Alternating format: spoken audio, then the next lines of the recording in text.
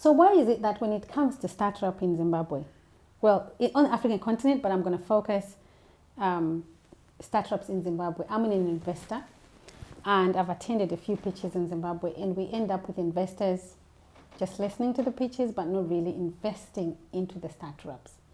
And I've been trying to understand, is the problem a legal issue, or there are more other complex issues that we are not aware of? I think it's a yes and no answer, really, and it's the typical lawyer answer, isn't it?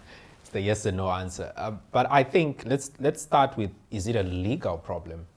I think that most times when investors like yourselves come, or other international investors come, it all depends. Some will come with an open mind to say, I'm going to find ideas and businesses that perhaps are not yet at that stage that I need. So your early seed funders, and they're like, oh, probably come in and say, I'm expecting nothing. Yeah. And so I'm happy to invest my money into protecting this idea, building this idea, and so I think it's going to cost 25,000, and that's all I'm willing to spend.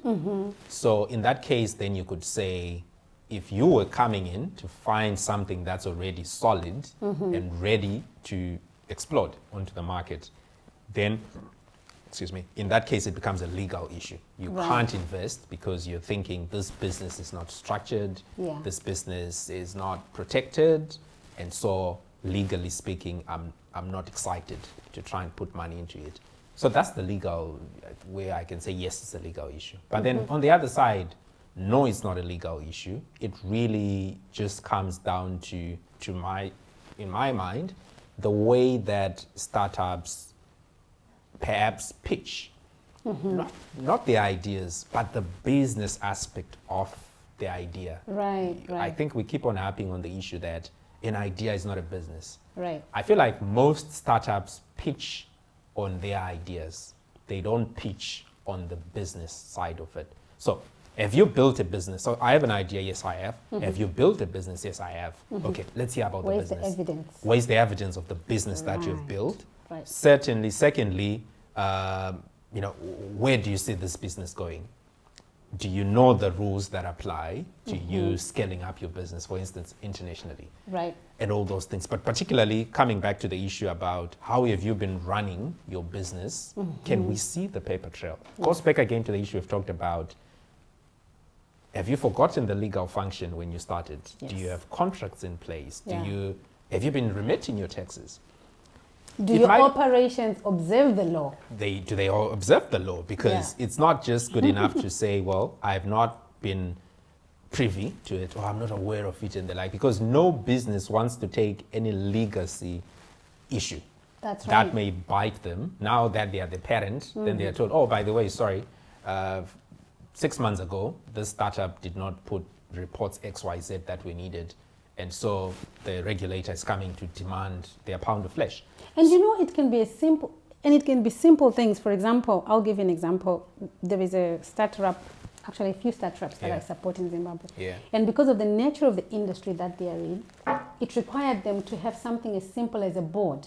Yeah. Right? Yeah. A board is a legal requirement because of the legal structure that is required for you to operate in Zimbabwe. Yes. Now, these guys were operating. They didn't have a board. They didn't have board members on board. They hadn't held the board meetings to evidence that they actually are complying with the law. Yeah. But now this is a legal issue. So I just wanted to jump in to give you that example, that something as simple as that doesn't need money. Yeah. You overlook because you are overlooking what the law says in the jurisdiction where you're operating. And sometimes, again, I come back to that issue we talked about lawyers being deemed to be expensive. It all depends on how you approach the lawyer.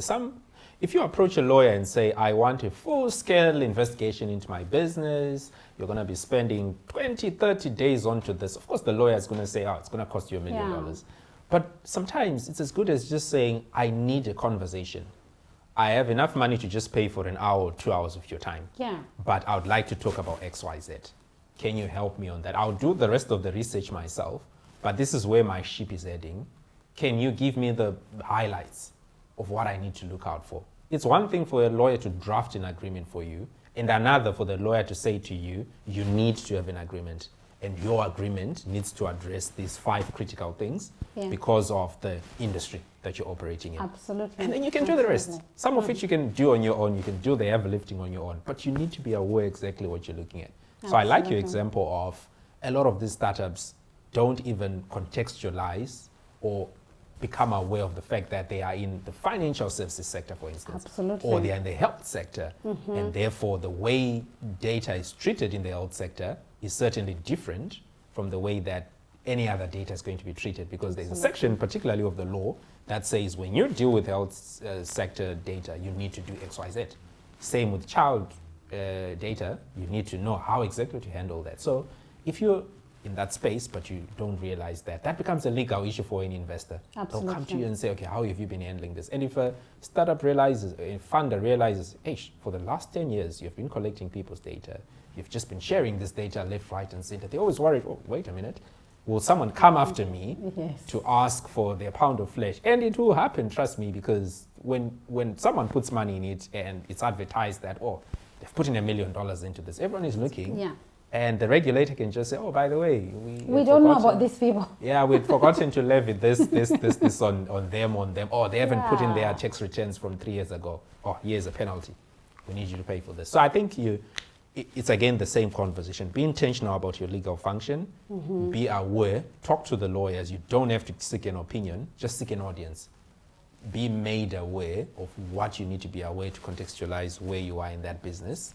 And then from then on, you can at least get a few ideas. And there's so many courses, free courses, by the way, Absolutely. online, that you can even take just to learn internationally, really, about working in the energy sector, working in the health sector. What are those things that you need? Because invariably, it's not so different at the end No, of the day. it's But not. just having that base knowledge is what you need. So I think as a founder, and I'm sure you'd have discovered this as yourself, as a founder, you've got to wear so many caps.